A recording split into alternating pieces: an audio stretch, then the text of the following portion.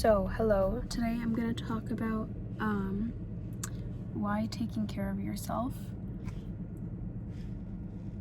will lead you to the choices that ultimately benefit you. Because I realized today that whenever I was kind of doing things that didn't really have anything to do with self-care or just kind of neglecting how I felt, I was way more frantic and I felt like I didn't have any control over anything. But then I slowed down, and I've been meaning to do a face mask for a really long time. I did my hair care in the middle of the day instead of at night, and that made me feel more like a human again, which was great. And I feel like everyone talks about self-care and how important it is, but we only dedicate certain days to it, especially for girls. I feel like guys don't really do this as much, but I think it should be something that you focus on every single day. I will try and incorporate it into my routine a lot more.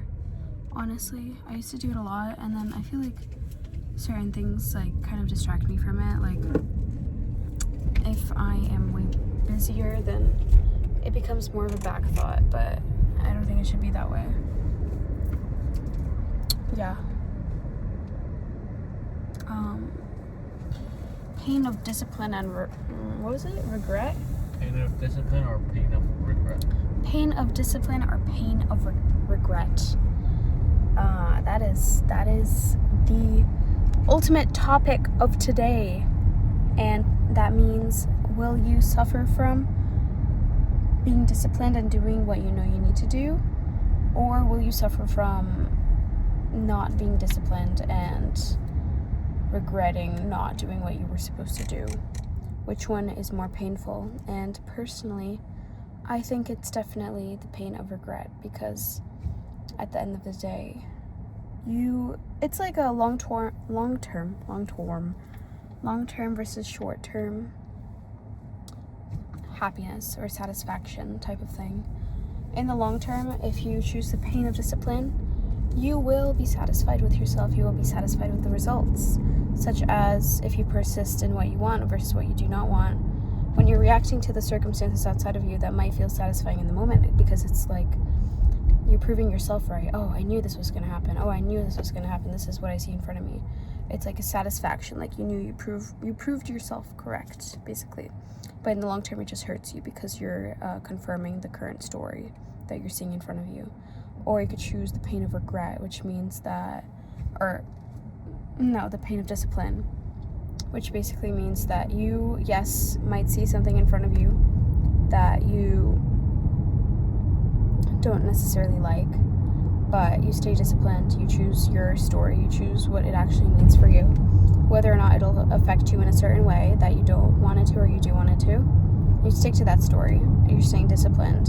And in the moment, it might feel like you're going against what you're seeing in front of your face, but at the end of the day, it's going to show up that way, the way you want it to, because you stayed disciplined and you didn't let the circumstances break you or change your mind. And that is long-term happiness rather than short-term happiness. And that same thing applies to life. Pain of discipline, pain of regret. Let's say gym, you choose to go the days you're supposed to go. You might feel like you don't want to go, right? You might feel like you would rather do anything but that. However, if you do not do it, then I know this very well. If you do not do it, you're just going to feel even worse than if you did do it. Because in that moment that you're at the gym, you're not really, having a great time because you don't want to be there. And then you end your workout and you're like, that was so needed, even though I didn't feel like I wanted to do it. How do you feel? You feel satisfied. You feel happy with yourself. You did something you didn't want to do. It was hard, but you did it anyway. Wonderful. And then if you don't do it, you're satisfied in the moment that you choose not to do it, because you can do whatever else you needed to do. But when you're in bed and you're going to sleep and you think about, dang it, I did not go to the gym today, even though I told myself I would. You lose trust in yourself. You don't have that satisfaction of getting what you need to get done. You don't feel like you're mentally disciplined. And that's just long-term sadness instead of long-term happiness. You chose that short term, which is something that we're so used to now because of quick dopamine fixes. Your phone, junk food, that gives you that short-term happiness, short-term dopamine. You're not